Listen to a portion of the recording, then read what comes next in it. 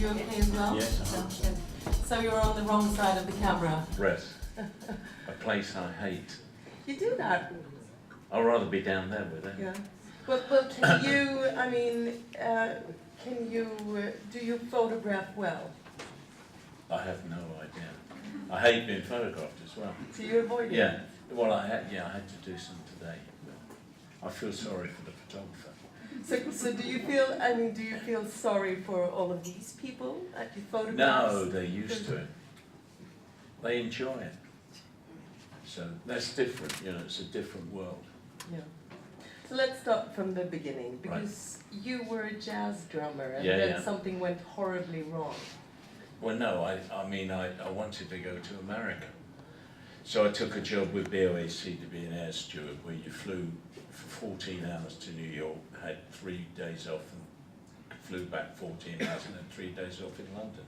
And I saw this as the way to be a two-town jazz drummer. But I never made it in the end, because they made me take a job in the photographic unit. And they slowly made you take a job in the Well, they said if I unit. took a job there, I'd stand a better chance of getting taken on as a steward. And then, you know, somebody taught me photography, and I had homework where I had to go down to the airport the weekends and photograph people. And I accidentally took a shot of a man who turned out to be the English foreign minister who'd fallen asleep amongst a load of African chieftains, and it made a really good picture. And a guy came up to me as a reporter and said, I'd like to show this film to my editor. Gave him the film, rang up the guy at 5:30, he said, I love your work and everything else, and suddenly I had a job on the Sunday Dispatch, which led me to working at the airport for 3 months. And then I met another guy and I teamed up with him, and he died in a plane crash, and I got offered his job. And the very first job I had, funnily enough, was to go and photograph a pop group. That's why they gave me the job, because they wanted a young kid to mix with all these pop groups. And they turned out to be the Beatles, and that was the start of my career. But when did you know that you liked it? Because I mean, no, I never did. I mean, I told the picture actor I didn't know what I was doing. He said, don't worry, I'll look after you, and he did. But I never knew what I was doing. It was just so interesting, going into all these different people's life every day. You know, I did them, then I did the Stones, and then I'll be doing Mary Quant and Gene Shrimpton and photographing David Bailey. And it was just a fascinating time, which we all thought. We used to meet in this club called the Adlib Club, which was a club in Leicester Square. And we used to talk about what job we were going to get when all this was over, because we were all convinced this thing would only last a couple of years and we'd have to get a proper job, you know. I mean, Ringo wanted to run I always remember this because his wife was a hairdresser, and he wanted to buy her a chain of salons, hair salons. But so what about you? What would you have been? well, I would have gone back to drumming, because I was a good drummer, but I mean, it just, the jazz clubs were closing because rock and roll started. And, you know, it wasn't too good a time, so I didn't really miss it at the time. But I was thinking that, I mean, you just happened to be there, you just happened to take all of these photos, but in a way you changed photography because you did it, the portraits are not portraits anymore. No. So you must have had a thought with this. Well, I've tried to think like a journalist. You know, I tried to tell a story in all my pictures. I wanted a picture to tell a story. So, you know, I suppose that was the good thing about working on a newspaper, because that's the type of pictures that they wanted. And I was the only one of the age of the Beatles and Stones and all that who could mix with them. So it was all very easy for me. So has the camera just been a tool for you, living all these different lives for 50 years? Yes. So it's, in a way, it has just been in the way. Yeah, it is. I hate cameras. Well, it's true. I might take a picture with my mind. I mean, I just need the running camera to put it onto a roll of film. But I see a picture, and that's what I try and capture. I don't, you know, the camera's an unnecessary evil as far as I'm concerned. But I think that you also use it to hide. Yeah, I do. That's the perfect truth. Because you see all these people on pictures and you see that they really let you into their lives, because this is what's so special. That photo, the very famous photo of Frank Sinatra, that's a very private photo. Yeah, it's the first time I saw him. Yeah. Well, you know, Ava Gardner, who I got to know, I worked on a film she was making, and she said I'd write a letter of introduction. And I was waiting for him to turn up on the set. He was on his way to, this was 12 o'clock midday in the Fontainebleau Hotel. And he came around the corner with his bodyguards, and I thought, my God, what have I let myself in for here? Because he was a huge man, great personality. Anyway, I handed him the letter, he read the letter, said, right, you're with me, and I was for the next 30 years after that. And he was truly a great man, and he taught me that the most important thing I ever learned about photography was to be there and not be noticed. You know? So who was most wasted? Wasted? Yeah. What do you mean wasted? Drunk. Drugs. So we saw that picture of David Bowie, right, with the dog. Yeah, he wasn't. He didn't react at all. No, because the dog is like barking and jumping, and he was zonked. So no, he wasn't out of it when we did the pictures. He's a very intelligent guy, actually, very bright guy, a fascinating guy to work with. Because every time I went to photograph him, he'd become someone else. Yeah. And he's a fascinating character. He's also a watcher, actually, I think. Yeah, he is. A bystander. Yeah, and he puts it all into his work. Yeah. So you read up on the Queen, you understood that she was interested in horse racing, and you collected some jokes and told her. Yes. I only need it for a flash of a second, that's all I need. Yeah. And I've got a shot. It's not bad, is it?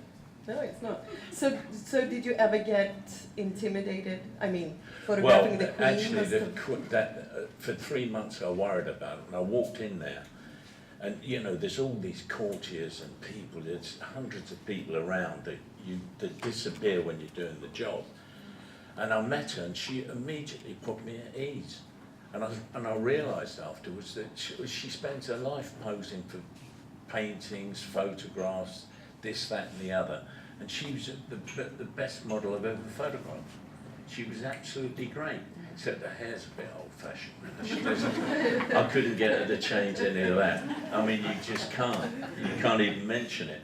But she, you know, still, it was Don't fun. mention the hair. No. So who would you never, ever photograph? Who would you turn down and say, absolutely no, no way? Nobody. Nobody? No, not that I can think of. No. So do you still have like a holy grail? I know that you don't photograph that much anymore, but do you have anybody that, if that person called me, I would be there? Well, I did do Pele. I went to do him on the beach in near where he lived. I did him like James Bond in a black suit with the World Cup and all that. That was fabulous. Because I always admired his playing, and it was a great honour to photograph him. And Nelson Mandela I did for a week.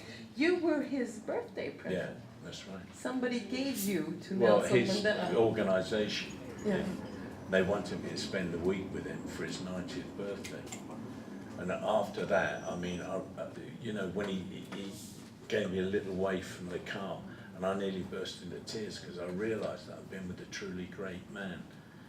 I met everybody here. I mean, Clinton came, Oprah Winfrey, the whole world came to see him, all the prime ministers, and all the people who are in prison with him, they all came, and I thought, how's he going to talk to all these people? Because he's 90, you know. And he did. He had a different conversation for everybody. He was a wonderful, wonderful, wonderful man. Finally, I just want to talk about this picture because this is an iconic picture. We all know it. Faye Dunaway, the day after the Oscars. Can you tell us a bit about it? Yes, I set up this whole picture. I mean, I do like setting up situations, and I just asked her to be there at 6:30 in the morning. This has now become one of the famous Hollywood pictures of all time. This sold for 180 grand, you know, in Elton John's tiara, whatever it was, party. But the only thing wrong with that picture was I married her. That was the only thing mistake I made. That's Is the it real because story. of the picture? Because No, you no, see this her was through when the I lens? first, I'd just known her then. Yeah. Little did I know what I was letting myself in for. So did you know? Oh well, let's get into that as well.